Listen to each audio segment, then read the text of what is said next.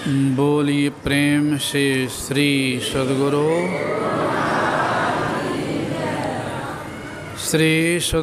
महाराज।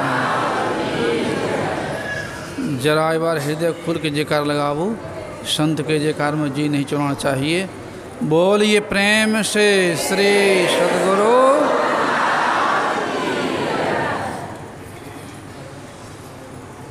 मंगल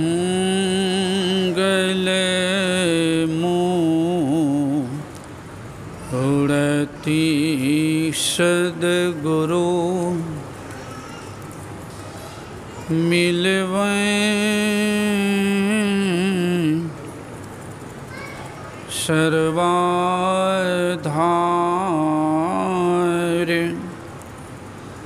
मंगलमय मंगल करणो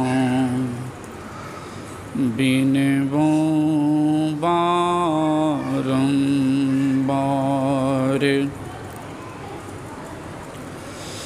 धन्य धन्य सद्गुरु सुखदे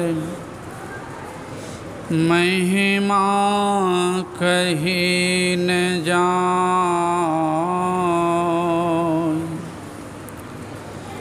जो कछु कहूँ तुम्हारी कृपा। मोते कछु न बसाई। जो कछु कहूँ तुम्हारी कृपा। मोते कछु न बसाई। बोलिए प्रेम से श्री सद्गुरु।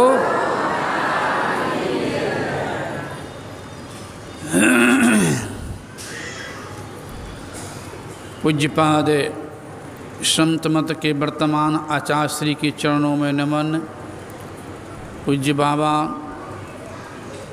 परम आदरणीय धर्म प्रेमी सज्जनों, पूजनीया माताओं एवं भक्तिमती धर्मशिला बहनों,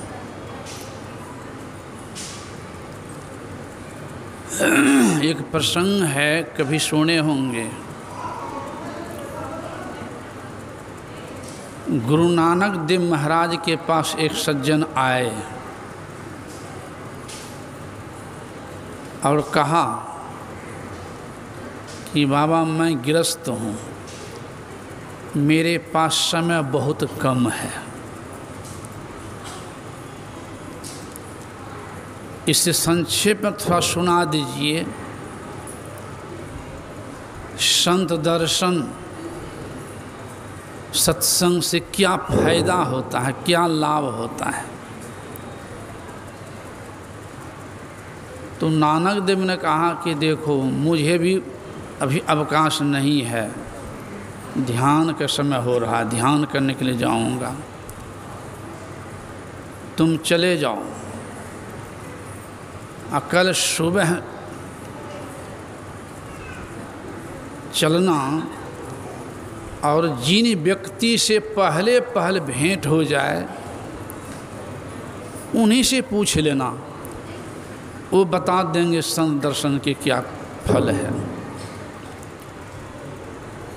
तो गए, सुबह जब चला, संजोग से चलते चलते परेशान हो गया। एक को आदमी से भेंटे नहीं हुई, पूछते थे किन से पूछते। मात्र जब लौटा तो एक वृक्ष पर एक कौवा को देखा, कौवी को। आए गुरु नानक देव के पास, कहा पूछा, कहा महाराज आदमी मिलते मनुष्य तब न पूछते, दिन भर परेशान हुआ हूँ, एक कौवा से भेंट हुई, गाछ पर देखा हूँ। तो कहा फिर सुबह जाना, मिल जाए तो पूछ लेना, बता देंगे। हिम्मत नहीं हुआ संत से दोहराने का, चल दिया। दूसरे दिन भी एक आदमी से भेंटे नहीं, लौटा तो उसी वृक्ष पर देखता है कि हंस को बैठे हुए, हंस हंसनी। फिर गुरु नानक देव के पास आया, कहाँ पूछा, कहा महाराज क्या संयोग है, एक आदमी से भेंटे नहीं होती, पूछूंगा कैसे। एक हंस से मात्र भेंट हुई। तो तीसरा दिन नानक देव कहते हैं कि जाओ बढ़िया से खोजना, आज कल जरूर मिलेंगे। 2 दिन जरूर नहीं जोड़ा और तीसरा दिन जरूर जोड़ दिया। गए, तीसरा दिन भी परेशान। जब घूमा तो उसी वृक्ष के नीचे देखता है कि एक महिला पुरुष बैठे हुए। अच्छा 3 दिन परेशान हुआ, आज तो पूछिए लूँगा। कहा बाबा 3 दिन से परेशान हूँ, समदर्शन के फल बताइए क्या होता है।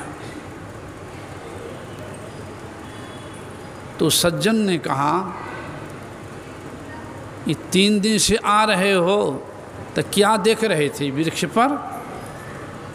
तो पहला दिन तो कौवा कौवे, दूसरा दिन तो हंस हंस ने, तीसरा दिन कहा तीसरा दिन तो आपसे भेंट हुई है।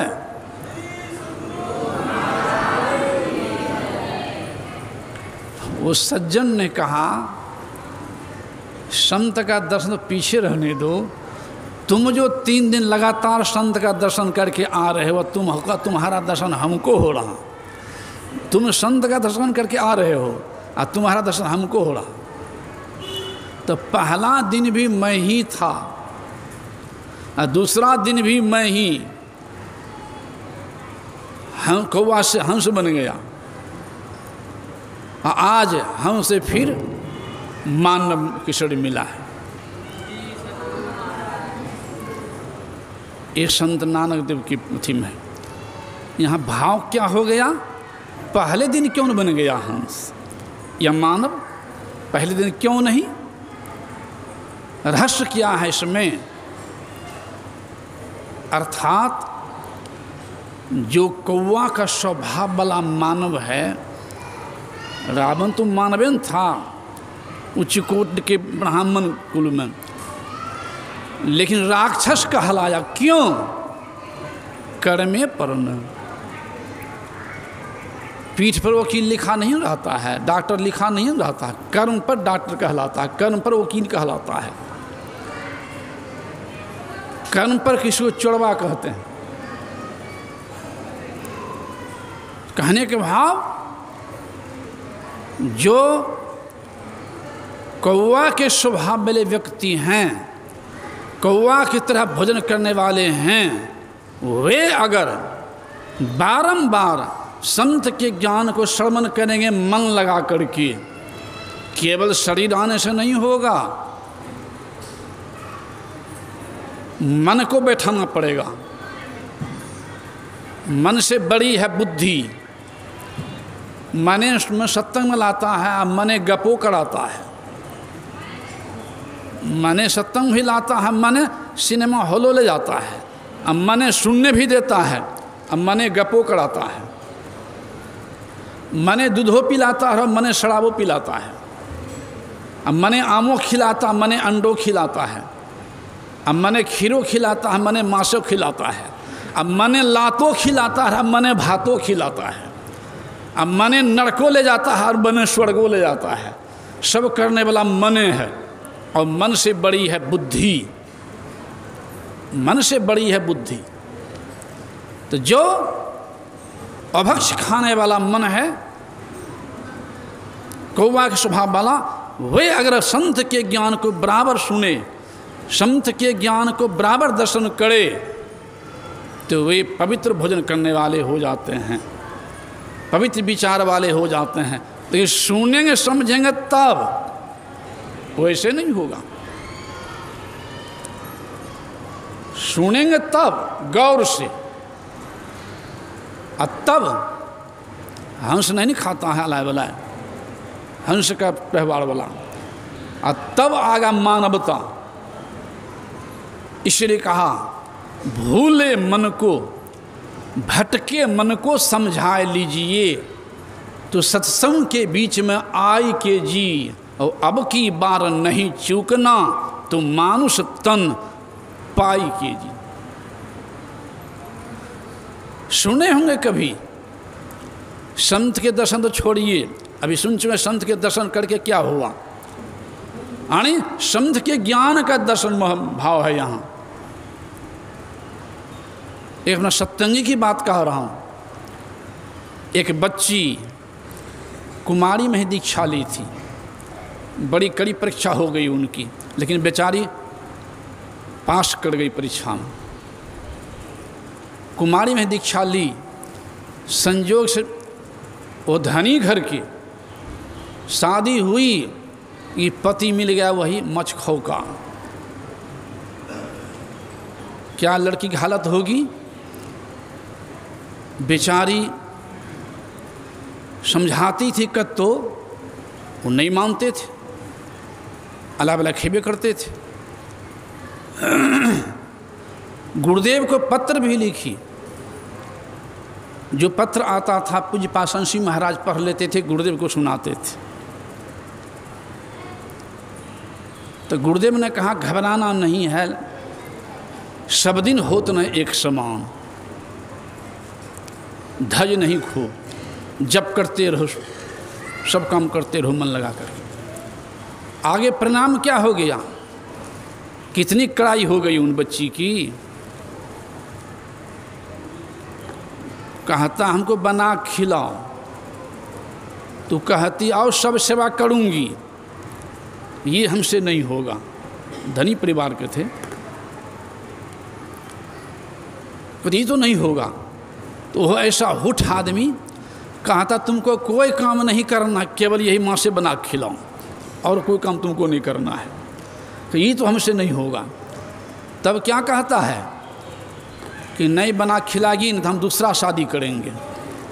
तो बच्ची के इससे बढ़ के और कोई दुख हो सकता है। तैयो हिम्मत नहीं हारी, तैयो हिम्मत नहीं हारी। कहती आप कर सकते हैं दूसरा विवाह भी, आप स्वतंत्र हैं, मैं रोक नहीं पाऊंगी, लेकिन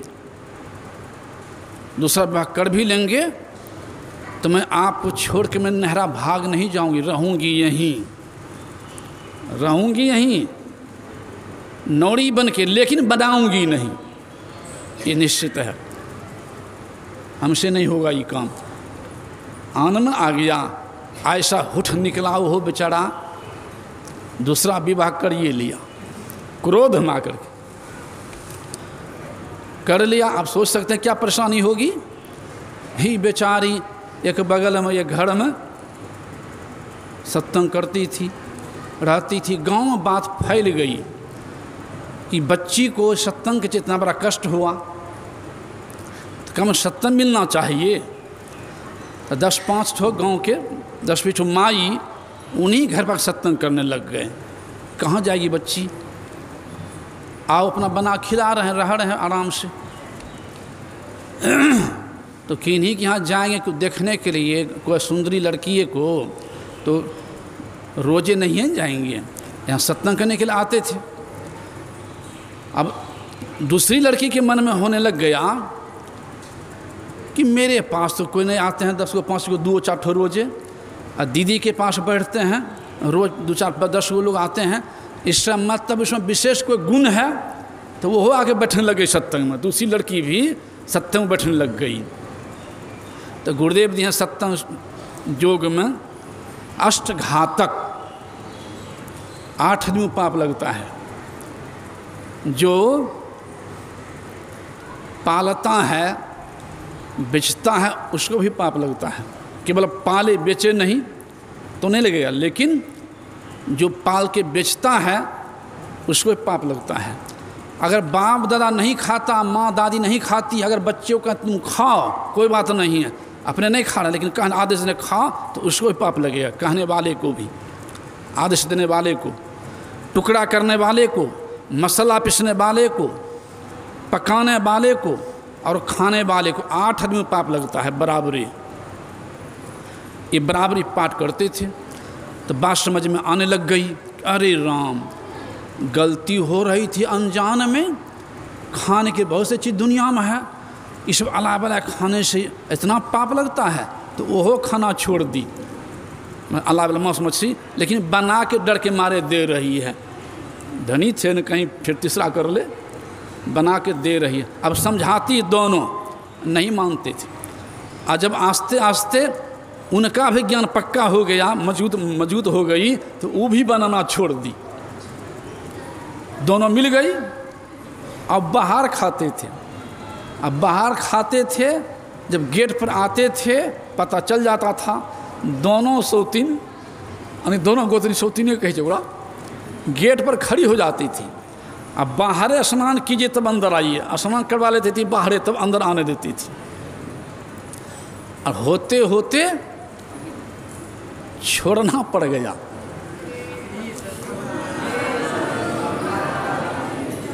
छोड़ना पड़ गया। उसके बाद गुरुदेव से समय लिए, उस समय की बात मैं कह रहा हूँ, गुरुदेव थे ही, समय लिए। मैं भी, पूज्य बाबा भी, पूज्य पास महर्षि संजीवी महाराज भी, पूज्य रामलगन बाबा भी, एक गुरुप्रसाद बाबा भी थे, हमारे आचार्य श्री भी, पांचों व्यक्ति उनके यहाँ गया हूँ। और सत्संग हुआ है, वर्षा भी होने लग गई थी, वर्षा भी होने, सत्संग हुआ। और उस दिन तब वहीं पर वो दीक्षा भी लिया, दीक्षा भी लिया। तो मेरे कहने का भाव, अगर वह बच्ची हिम्मत हार जाती तब क्या होती, संभाल पाती, अपने भ्रष्ट होती। यही है, गुरु को सिर पर राखिए, चलिए आज्ञा मान, तो कह कबीर व दास को, तीन लोक भय ना एक लोक कौन कहे। जाके सिर पर हाथ गुरु के बाल न बाका होई, जो जग बैर करे बहु तेरा, अत्ता सुहाने ना होई। दोनों पत्नी में 6 गो बाल बच्चा, सभी सत्संगी है अभी, सभी सत्संग, कभी कभी आते हैं उनके बच्चे लोग, कभी कभी आते हैं। ये उदा की सुनगनी के थे, वो अभी नहीं शरीर त्याग दिया, नाम नहीं कहता हूँ, नाम भी जानता हूँ।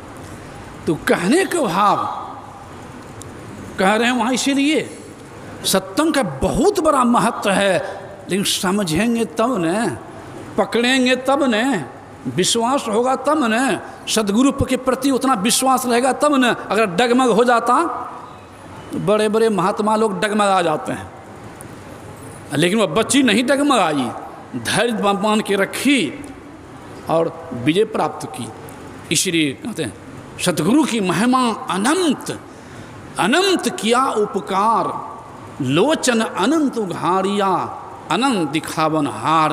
इसे भी सुन चुके हैं यहाँ सत्संग की महत्ता पर गोस्वामी जी कहते कहते कह दिए हैं। एक शब्द भी सुने, लेकिन गौ से सुने तब, लेकिन गौ सुनेंगे कैसे, नहीं सुन पाएंगे। क्यों नहीं सुन पाएंगे, पूंजी न चाहिए। सत्संग को कहा गया है सोना के दुकान, तो सोना को दुकान में आने के लिए पूंजी न चाहिए। अब पूंजी है 2 किलो बैगन, अब पहुंच गए सोना के दुकान में, तो ले पाएंगे। संत का ज्ञान ही सोना है, और सुनना ही लेना है, और गप करना ही खोना है। बहुत आदमी बैठे हैं, लेकिन मैं देख रहा 2 बच्चे भी आगे बैठ कर भी गप उड़ा रही थी। हमको बस सोना के दुकान में आ गई बेचारी, लेकिन पूंजी नहीं, गप उड़ेबे नहीं करेगी, पूंजी नहीं है। तो कुसंग में पूंजी नष्ट हो जाता है, और सुसंग में पूंजी बन भी जाता है। इसीलिए कहा पूत सपूत तो का धन संचय, पुत्र कपूत तो का धन संचय। सुपुत्र नहीं कुपुत्र है, अगर सुपुत्र है कुछ नहीं दीजिए वो बना लेगा, और कुपुत्र को दे दीजिए लाखों, सब फूक फाक के ख़त्म कर देगा। तो उसी तरह से जो सद्गुरु पर विश्वास रखने वाले हैं उनका कभी अहित होने दुनिया में अहित नहीं होता है। इसलिए कहा सत्संग लागी रहो रे भाई, तेरी बिगड़ी बात बन जाई। मनवा राम नाम रस पी जय, तजी कुसंग, कुसंग से बचो। तजी कुसंग, सत्संग बैठ नित्य हरि चर्चा सुन लीजिए, काम क्रोध मद लोभ मोह को बहाचित से दीजिए, मनुमा राम नाम रस पीजे। इसलिए आराध्य देव कह रहे हैं कि नित्य प्रति सत्संग कर ले प्यारा। एक के दिन से काम नहीं चलेगा। सत्संग है मन का भोजन, रोटी भात है तन का भोजन, और ध्यान है आत्मा का भोजन। सत्संग है पानी, ध्यान है रोटी भात। कोई चाहेंगे खाली रोटी भात खाते रहे, पानी नहीं पिए पचेगा? सत्संग नहीं करना, ध्यान करते रहें, नहीं होगा। एक पूरक है, इसलिए बाहरी सत्संग भी बहुत जरूरी है। केवल पानी पीते रहें और रोटी भात नहीं खाएं तब भी काम नहीं चलेगा। पानी पचाता है, सत्संग ध्यान करने की प्रवृत्ति को जगाता है, संत के ज्ञान धर्म जोड़ता है, संत के ज्ञान अधर्म से मोड़ता है। इसलिए बराबर जरूरत है। इसलिए वहाँ कह रहे हैं सत्संग लागी रोड़े भाई। इसलिए भगवान शिव भी सत्संग किए हैं। आज हम आप क्या भगवान शिव की बात मानते हैं? अब भगवान शिव को मानते हैं लेकिन भगवान शिव की बात मानबे नहीं करते हैं। कौन मानना हुआ? भगवान कृष्ण को मानते हैं, अब भगवान कृष्ण की बात मानबे नहीं करते हैं। कौन मानना हुआ?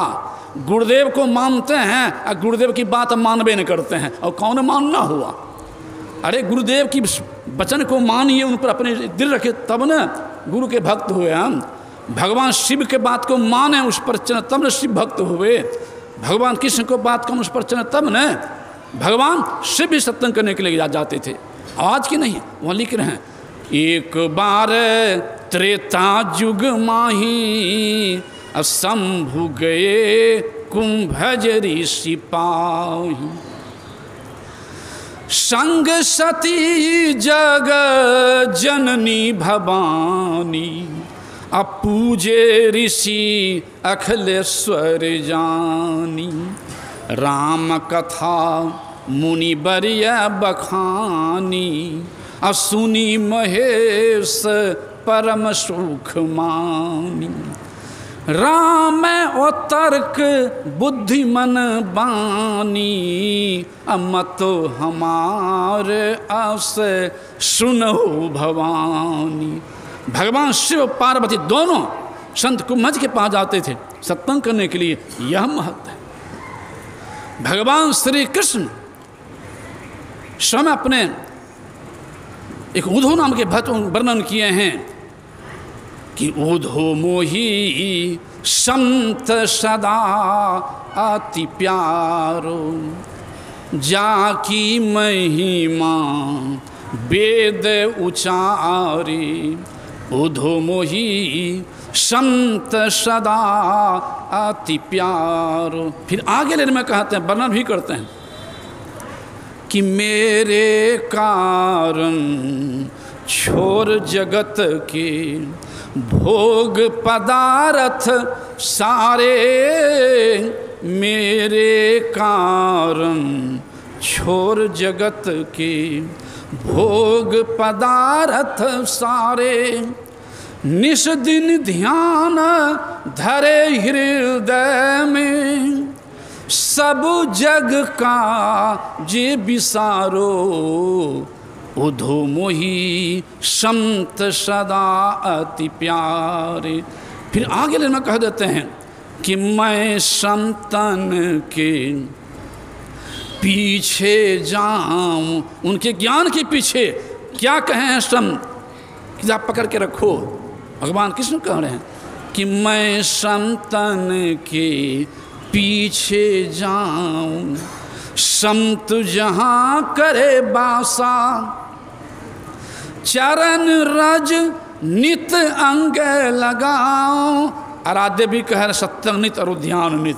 यहाँ भगवान कृष्ण भी कह रहे हैं रज मैंने उनके ज्ञान रूपी रज। चरण रज नित अंग लगाओ, साधोगा त हमारो। उद्धव मोही संत सदा अति प्यार। फिर अंतिम लाइन में कह देते हैं कि संत मिले तो मैं मिल जाऊं। जब तक संत नहीं मिलेंगे ज्ञान ही नहीं होगा। तो प्रभु कैसे हैं, कहाँ हैं, ज्ञान नहीं हो। इसलिए कह रहे भगवान कि संत मिले तो मैं मिल जाऊं। संत नो हमसे न्यारे, कि संत हमसे अलग नहीं है, संत भगवंत अंतर निरंतर नहीं। इसलिए हम कह रहे हैं संत मिले तो मैं मिल जाऊं। संत नो हमसे न्यारे, लेकिन बिनु सत्संग मोहि नहीं पावे। बिनु सत्संग मोहि नहीं पावे, कोटि जतन करि हारे। कहीं चला जाओ बाहर, काशी प्रयाग, उधो मोहि संत सदा अति प्यारे। ज्ञान कहाँ होगा? तो कह रहे हैं इस सत्संग में लाभ बहुत है। तुरंत मिलावे गुरु से, गुरु मन ज्ञान से, ज्ञान मन अध्यात्म ज्ञान से। जब तक संत के पास नहीं जाएंगे, ठीक से नहीं सुनेंगे, नहीं समझेंगे, तो ज्ञान नहीं होगा कि परमात्मा आत्मगम्य है, इंद्रिय अवगम्य हैं। ऐसे सब पवित्र काम करने के लिए खान पान संभालना पड़ेगा, पंच पाप से अपने को बचा कर रखना पड़ेगा। पंच पाप में से एक ढेला भी पकड़े हुए हैं, वो ढेला आगे बढ़ने नहीं देगा। जब तक कि पांचों, सबसे बड़ा ढेला है झूठ। झूठ के थैला में सारा पाप पड़ जाता है।